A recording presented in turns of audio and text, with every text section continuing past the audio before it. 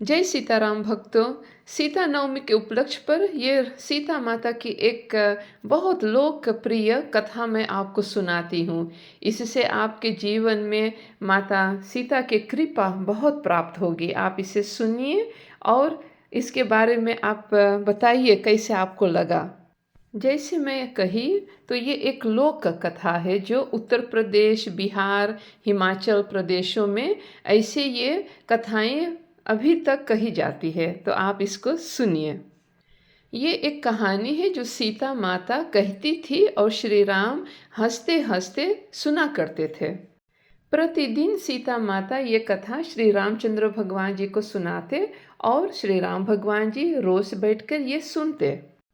एक दिन ऐसा हुआ कि श्री राम भगवान को किसी काम के कारण बाहर जाना पड़ा।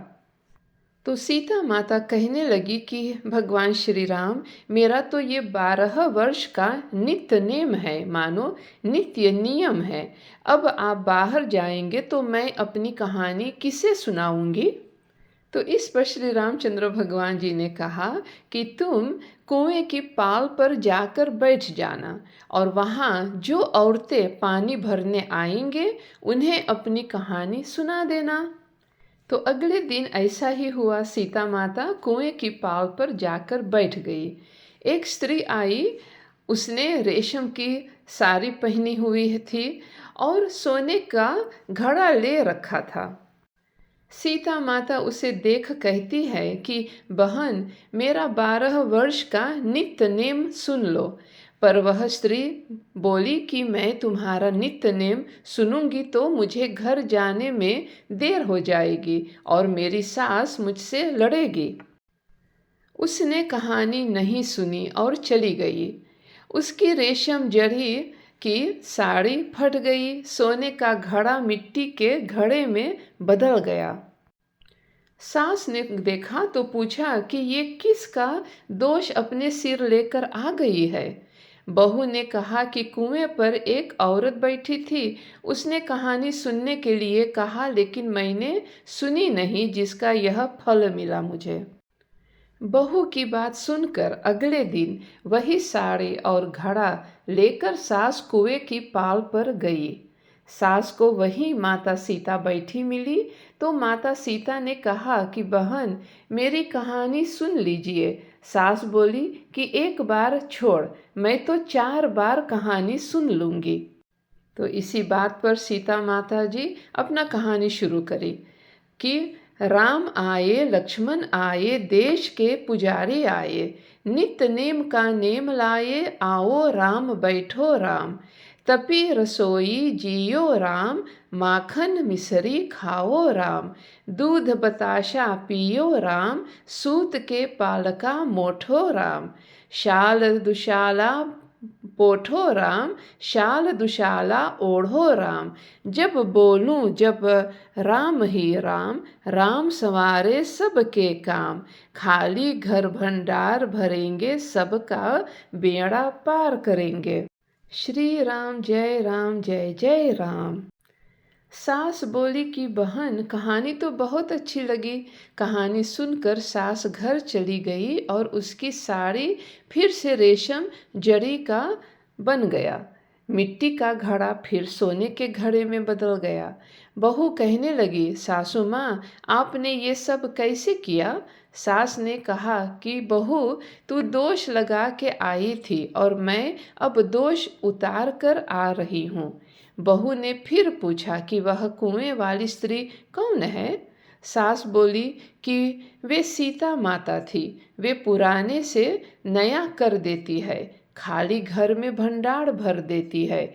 वह लक्ष्मी जी का वास घर में कर देती है। आदमी की जो भी इच्छा हो उसे पूरा कर देती है। बहू बोली कि ऐसी कहानी मुझे भी सुना दो।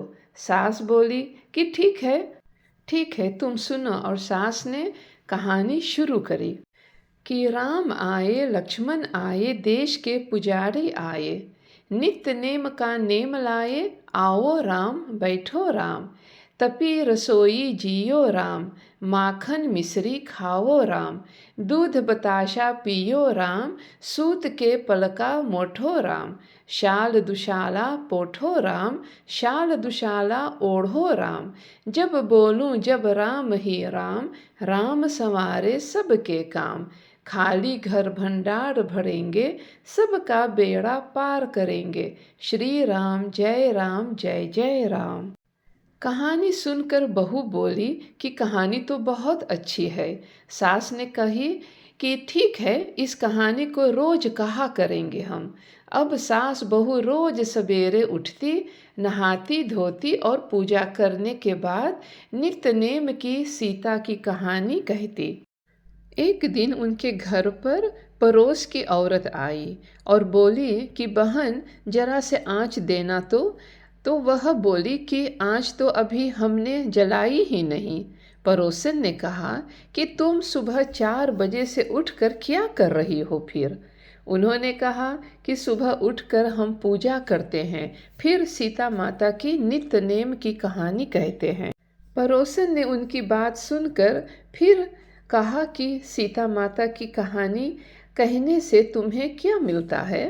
वे बोली कि इनकी कहानी कहने से घर में भंडार भर जाते हैं, सारे काम सिद्ध होते हैं, मन की इच्छा भी पूरी होती है। पड़ोसन कहती है कि बहन ऐसी कहानी तो मुझे भी सुना दो फिर। वह बोली कि ठीक है, तुम भी यह कहानी अब सुन लो। तो सासू माँ सुनाती है कहानी। राम आए लक्ष्मण आए, देश के पुजारी आए, नित्य नेम का नेम लाए, आओ राम बैठो राम, तपी रसोई जियो राम, माखन मिश्री खाओ राम, दूध बताशा पियो राम, सूत के पलका मोठो राम, शाल दुशाला पोठो राम, शाल दुशाला ओढ़ो राम, जब बोलूं जब राम ही राम, राम संवारे सबके काम, खाली घर भंडार भरेंगे, सबका बेड़ा पार करेंगे, श्री राम जय जय राम। सारी कहानी सुनने के बाद पड़ोसन कहने लगी कि हे बहन, कहानी तो मुझे बहुत अच्छी लगी। अब वह पड़ोसन भी नित्य नेम सीता माता की कहानी कहने लगी। कहानी कहने से सीता माता ने पड़ोसन के भंडार भी भरपूर कर दिए। तो जैसे सीता माता सभी के भंडार भरपूर किए इस कथा में, ऐसे ही है सीता माता, जैसे आपने उनके भंडार भरे हैं वैसे ही आप हमारे भी भंडार भरना, कहानी सुनने वाले के भी भंडार भरना और कहानी कहने वाले के भी भंडार भरना। तो दोस्तों, आपको सीता नवमी की शुभकामनाएं। सीता माता आपके भंडार भरपूर रखें, ऐसे मैं प्रार्थना करी हूँ। आप भी इस कहानी को सुनकर अपने जीवन में उतारे और सीता माता जी आप पर और आपके परिवार पर हमेशा कृपा बनाए रखे। मैं हूँ सांद्रा, आपके लिए ये कहानी मैं लाई। मिलते हैं अगले वीडियो में। शुभ सीता नवमी आपको।